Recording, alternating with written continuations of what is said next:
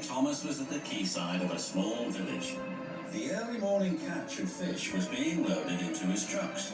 The work took a long time. The fishermen were using old equipment, and Thomas was worried. I'm going to be late for Henry at the docks. He won't like this. Please hurry up. And Thomas was rudely interrupted.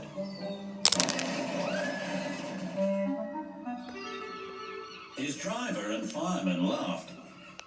Phew, sniffed Thomas. What a pond! He was glad when they were speeding along the beautiful coastal road. As they approached the lighthouse, they saw a man waving a red flag. What's the matter now? High tides are damaging the track, reported the man. I've marked the spot. We'll go and inspect, said the driver.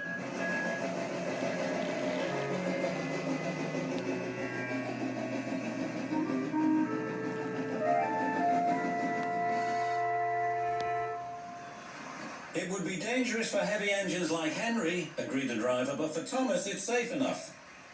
The guard left a red oil lamp by the damaged track to warn engines. When we get to the docks, I'll tell them to close the line.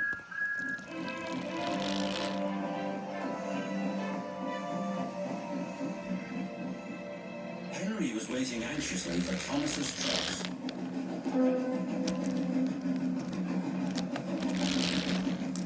Why, you're late, and that smell is making me ill. I can't help it, it's the fish, replied Thomas. And there's danger on the rails, that's why we're late. You're the only danger on the rails, Thomas. Now stop wasting time and get your trucks hitched to my train. Thomas's driver and fireman were in the yardmaster's office when they heard Henry's whistle.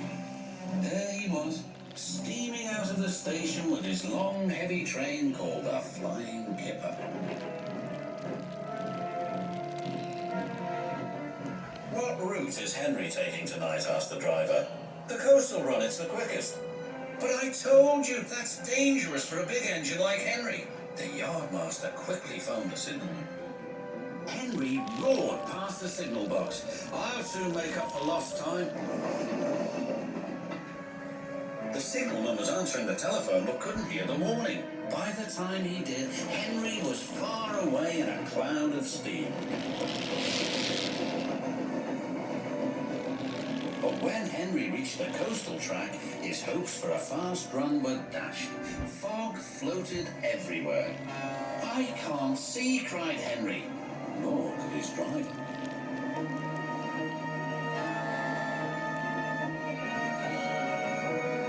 When he could, it was too late.